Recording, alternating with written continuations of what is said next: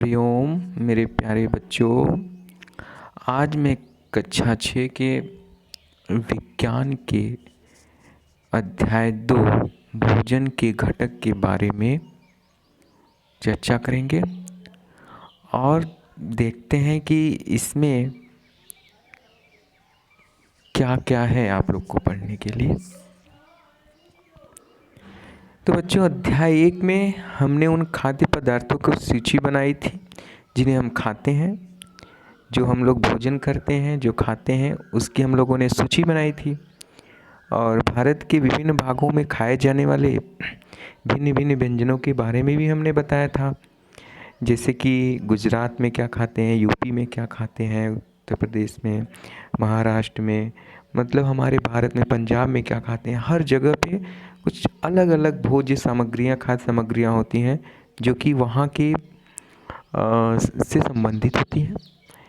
तो एक प्रकार के भोजन में अगर हम लोग चपाती या रोटी, दाल और बैंगन का भरता लेते हैं, तो दूसरे में हम लोग क्या खाते हैं बच्चों? चावल, सांभर तथा भिंडी हो सकती है। इसके अतिरिक्त अन्य भोजन में अप्पम, मछली तथा सब्जियां हो सकती हैं। चलो हम एक क्रियाकलाप करते हैं।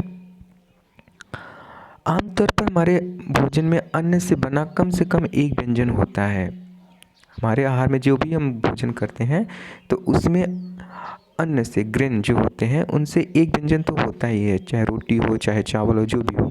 और दूसरे खाद्य पदार्थ में दाल या मांस का कोई व्यंजन तथा सब्जी हो सकती है। इसमें दही, मट्ठा तथा अचार भी शामिल हो सकता है। इस तरह के आहार के कुछ उदाहरण आपको ये देखिए सारणी में दिया हुआ है। और कभी कभी हम अपने भोजन में वस्तुतः इन सभी व्यंजनों को नहीं ले पाते हैं। यदि हम यात्रा में हो तब हम वही खा लेते हैं जो रास्ते में उपलब्ध हो। जैसे बच्चों, आपने कहीं यात्रा के लिए जा रहे हैं तो आप भोजन नहीं ले पा रहे, घर से नहीं ले जा पा रहे हैं, तो रास्ते में क्या होगा? जो भी मिलेगा वही खा लेंगे। तो वो कुछ भी हो सकता है। हम में से कुछ लोगों के लिए संभव नहीं हो पाता है कि इस तरह के विविध व्यंजन हर समय हम खा सकें। आहार में विभिन्न खाद्य पदार्थों के इस तरह के वितरण का कोई ना कोई आधार होना चाहिए। क्या हमारे शरीर को विशेष प्रयोजन के लिए विभिन्न प्रकार के भोजन की आवश्यकता होती है?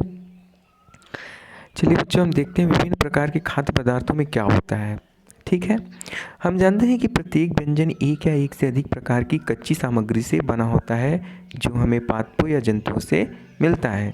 इस कच्ची सामग्री के संगठक क्या हैं? इस कच्ची सामग्री में हमारे शरीर के लिए कुछ आवश्यक घटक होते हैं। इन घटकों को हम पोषक कहते हैं, इंग्लिश में न्यूट्रिएंट्स कहते हैं। ठीक है, हमारे भोजन में मुख्य पोषक क्या होते हैं बच्चों? हमारे भोजन में मुख्य पोषक होते हैं कार्बोहाइड्रेट, प्रोटीन, वसा, विटामिन तथा खनिज लवण।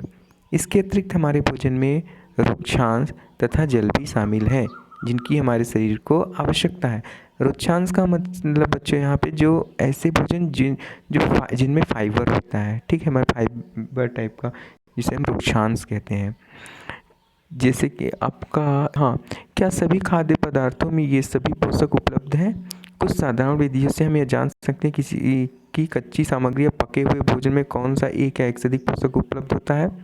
कार्बोहाइड्रेट, प्रोटीन तथा वसा के परीक्षण अन्य पोषकों के परीक्षण की अपेक्षा सरल है। तो बच्चों, हम क्या कार्बोहाइड्रेट, प्रोटीन और वसा का परीक्षण कर सकते हैं?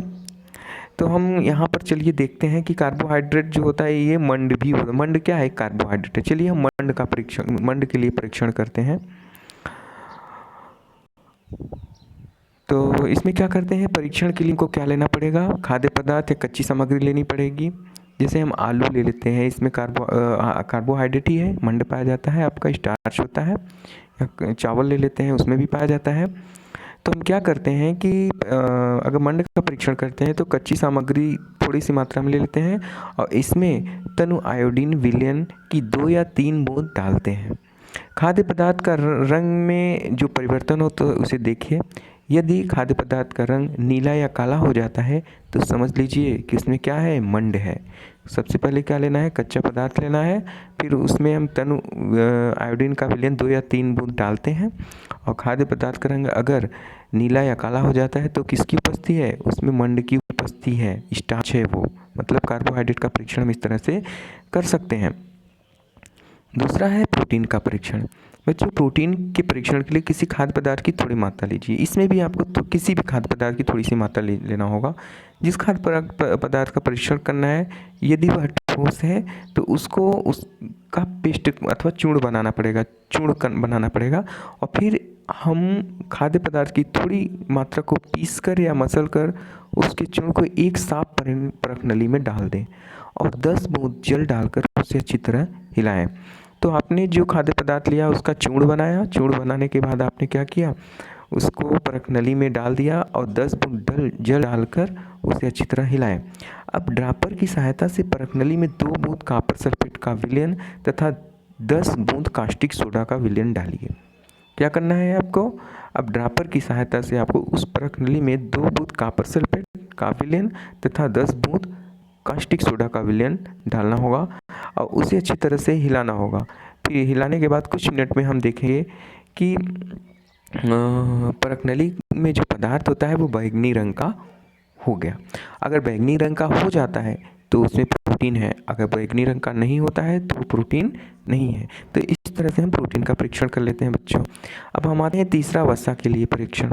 वसा के परीक्षण के लिए क्या करना होगा, इसमें भी कोई खाद्य पदार्थ लेना होगा, थोड़ी सी मात्रा लेते हैं, फिर कागज़ के टुकड़े में लपेट कर उसे कूटते हैं। देखिए यहाँ पे हम कागज़ के टुकड़े में जब लपेट कर कूटते हैं तो ये बात ध्यान रखना होगा कि कागज़ फटने ना पाए।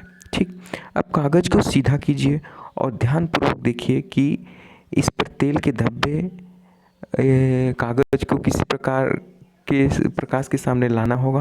धब्बे दिखाई देते हैं और फिर कागज़ को किसी प्रकाश के सामने लाना होगा। क्या आपको इस धब्बे से होकर आने वाला धुंधला प्रकाश दिखाई देता है? तो बच्चों वसा के परीक्षण के लिए हमको क्या करना होगा, कागज़ लेना होगा, उस कागज़ में हमको कोई पदार्थ जो लेते हैं उसको रखना होगा, फिर उसे कूटना होगा, फिर उसके बाद कागज़ को सीधा करना होगा, फिर देखते हैं कि उसमें तेल का धब्बा लगा होगा, फिर उसको हम अगर वो खाद्य पदार्थ वसा वाला होगा तभी तेल का धब्बा लगा होगा, नहीं तो नहीं लगा होगा।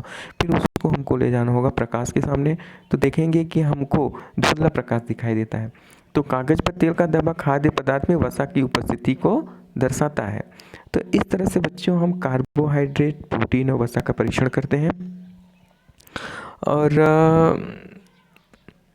ये परीक्षण हमको क्या दर्शाते हैं, क्या वसा, प्रोटीन तथा मंड उन सभी खाद्य पदार्थों में उपस्थित होते हैं जिनका आपने परीक्षण किया है? क्या एक खाद्य पदार्थ में एक से अधिक पोषक तत्व उपस्थित होते हैं? तो इस तरह से ये सब देखना होगा। हमने 3 पोषक कार्बोहाइड्रेट, प्रोटीन तथा वसा के लिए खाद्य पदार्थों का परीक्षण किया। अब हम देखते हैं विटामिन तथा खनिज लवण जैसे अन्य पोषक भी हमारे विभिन्न खाद्य पदार्थों उपस्थित रहते हैं। इन सभी पोषकों को हमें क्यों आवश्यकता होती है? तो बच्चों हम नेक्स्ट वीडियो में देखेंगे कि हमको विटामिन तथा खनिज लवण की क्यों आवश्यकता होती है। और आप लोग इसको पढ़िए, रीडिंग करिए, समझिए, जो दिक्कत हो फिर बाद में पूछिएगा, हम बताएंगे। ओके।